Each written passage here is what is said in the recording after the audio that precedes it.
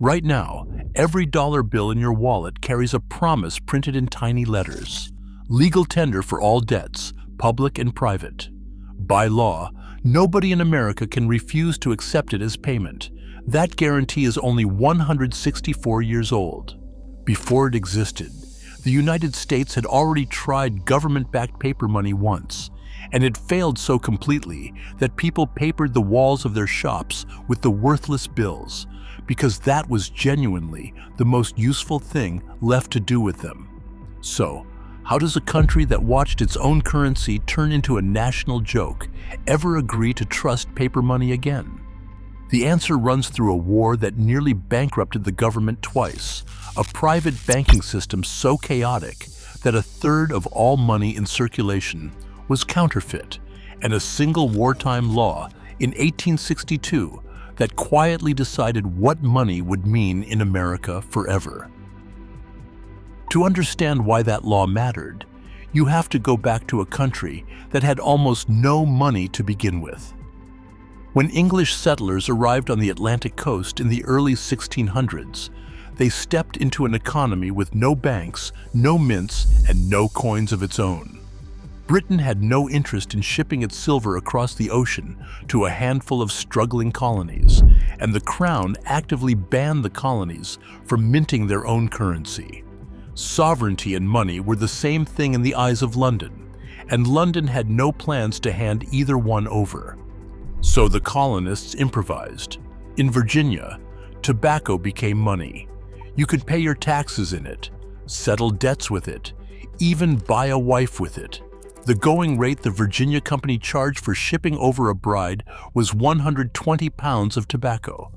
Further north, colonists adopted wampum, the shell beads used by the Wampanoag and Haudenosaunee peoples in diplomacy and ceremony, as a crude medium of exchange with native communities. And everywhere, the most trusted currency of all was a foreign coin, the Spanish silver dollar, minted from South American silver, and so widely accepted that when colonists needed change, they simply cut the coin into 8 pieces, which is where the phrase 2 bits comes from. Before any of that, though, the first solution colonists reached for was the oldest one in human history: barter. If you had a cow and needed flour, you found someone with flour who happened to want a cow, and you made a deal, assuming, of course, that person existed. A blacksmith in Massachusetts in the 1640s who needed grain but had nothing the miller wanted often had to arrange a 3-way trade just to eat. It was slow, it was clumsy, and it strangled ordinary commerce. Benjamin Franklin himself complained that whatever gold and silver did make it into colonial pockets was almost immediately drained back to Britain to pay for imported goods, leaving local tradesmen permanently starved of hard currency. Virginia eventually tried to smooth over tobacco's worst flaw, its bulk, by issuing tobacco warehouse receipts, paper slips representing a fixed quantity of leaf sitting in a government warehouse. It was a clever fix, and also, quietly, one of America's very first experiments in treating paper as if it were worth something on its own. None of this was stable. Tobacco rotted, and its value swung wildly with the harvest. Wampum could be mass-produced with European tools, wrecking its scarcity.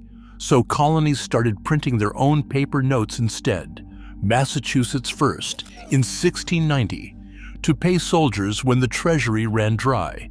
Then colony after colony followed. By the 1760s, 14 colonies had issued paper money at one point or another, each with its own denominations, its own exchange rate, and its own level of trust. A Massachusetts pound was not a Pennsylvania pound. Parliament, alarmed at the chaos, passed the Currency Acts of 1751 and 1764 to restrict colonial paper money altogether, a grievance that rarely makes the list next to the Stamp Act or the tea tax, but one that pushed the colonies closer to rebellion all the same. Then came the war, and with it, the disaster that gives this story its title. In June of 1775, With no power to tax and no credit anyone wanted to extend to a rebellion against the most powerful empire on earth, the Continental Congress did the only thing it could. It printed money. The Continental Dollar was launched with a promise: hold on to this note, and it will eventually be redeemed in gold or silver once the states collect enough taxes. The states never really collected. Congress, desperate to keep an army fed, just kept printing more. By 1779, roughly $241 million in continental currency was circulating, an amount the entire pre-war colonial economy could never have produced in a year. Prices exploded. A pair of shoes that once cost a few dollars now cost hundreds. A wagon load of continental bills could barely buy a wagon load of army supplies. And this is where the wallpaper comes in. A barber in Philadelphia genuinely papered the walls of his shop with the worthless bills, because printed paper was worth more as decoration than as money. In another town, someone tarred a dog, coated it in continental notes, and paraded it through the streets as a joke. The phrase, "not worth a continental," entered the language and stuck for generations. By 1781, a continental dollar was trading at 1,000 to 1 against silver. Congress had to formally write off its own currency, letting debts settle at 40 continental dollars to $1 in coin. Soldiers, farmers, and shopkeepers who had trusted their own government were left holding stacks of expensive scrap paper. That humiliation shaped everything that came next. When delegates gathered in Philadelphia in 1787 to write the Constitution, the continental collapse was still raw, so they built a wall against it. Article 1. Section 10 explicitly bans states from printing bills of credit or making anything but gold and silver coin legal tender. And pointedly, the Constitution says nothing at all about the federal government printing paper money either, a silence that was entirely deliberate. The founders wanted hard money, coins with real verifiable value baked into the metal itself. In 1792, Congress passed the Coinage Act, establishing the U.S. Mint and a dollar pegged to the Spanish silver dollar Americans already trusted. Debasing the coinage was punishable by death. That's how seriously they took it. There was just one problem. Hard money doesn't scale. A growing, expanding country needed far more currency than a mint churning out a few thousand copper cents a year could ever supply, and American coins kept getting melted down or shipped overseas the moment their metal became worth more than their face value. So private banks rushed into the vacuum. State-chartered banks began printing their own notes, paper I owe us redeemable, in theory, for gold or silver at that specific bank's counter. By 1830, there were hundreds of them, each printing notes of different designs, different values, and wildly different trustworthiness. A note from a solid Philadelphia bank might trade at face value in the city and a 20% discount 30 miles away. Merchants carried pocket guidebooks called banknote reporters just to figure out whether a bill in their hand was real and what it was actually worth that week. At the system's peak, there were more than 8,000 different types of banknotes circulating in the United States, more distinct paper currencies than exist in the entire world today. And roughly a third of all the paper money changing hands was estimated to be counterfeit.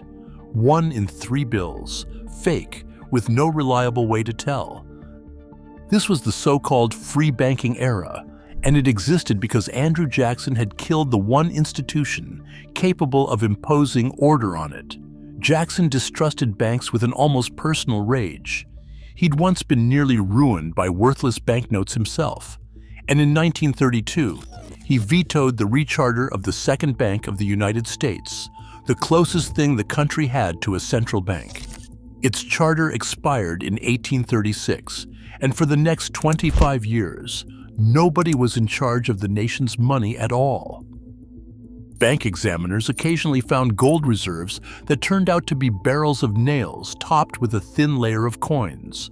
Some of these banks operated deliberately in remote locations, so no one could easily show up and demand real payment, earning them the nickname Wildcat banks, after the wilderness, where you'd supposedly need to fight actual wildcats just to find one.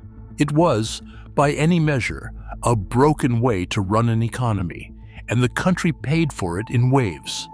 The Panic of 1837 wiped out banks across the country and triggered a depression that dragged on for years. 2 decades later, the Panic of 1857 did it again, spreading even faster thanks to the new telegraph lines that could now carry bad financial news from coast to coast in minutes instead of weeks. Each time a bank failed, everyone holding its notes simply lost that money. There was no insurance, no federal backstop, nothing. A farmer could sell an entire season's harvest for a stack of notes from a bank that closed its doors a month later, and that was simply his loss to absorb. It took the bloodiest war in American history to finally force a fix. When the Civil War erupted in 1861, the federal government suddenly needed to fund armies, ships, and supply lines on a scale the old tariff and land sale system was never built for. The government's first attempt to raise emergency cash, so-called demand notes, redeemable for gold on request, collapsed within months when the Treasury simply ran out of gold to redeem them with. Something more radical was needed, and on February 25, 1862, Congress passed the Legal Tender Act. For the first time in American history, the federal government issued paper money backed by nothing except its own word. No gold, no silver. Just a declaration that these notes were legal tender for every debt, public and private, and that refusing them was not an option. Printed with green ink on the back, the notes earned the nickname that has outlived every person who ever spent one: greenbacks. Nearly $450 million worth were issued by war's end. Confidence was shaky at first. By 1964, a greenback dollar traded for barely 35 cents in gold. But unlike the continental dollar, the greenback had something behind it that the revolutionary government never possessed: a functioning federal government with the power to tax and the institutions to make its promises credible. The National Banking Acts of 1863 and 1864 layered a system of federally chartered banks on top, issuing uniform notes backed by government bonds, and a punishing tax on state banknotes in 1866 finally pushed the old chaotic patchwork out of circulation for good. For the first time, America had something close to one national currency. The greenback didn't settle the argument either. It just moved it somewhere new. For the rest of the century, American politics fought over what backed the dollar and who that choice actually benefited. Farmers buried in debt wanted more greenbacks printed, since inflation quietly shrank what they owed. Creditors and bondholders wanted the opposite, a return to gold, which protected the value of what they were owed. A whole political party, the Greenback Party, rose in the 1870s on the promise of expanding the paper supply and won seats in Congress before fading out. The gold advocates eventually won the larger fight, and in 1900, the United States formally adopted the gold standard. But the precedent set in 1962 never actually went away. The government had proven for the first time that money didn't need to be a chunk of metal with intrinsic worth.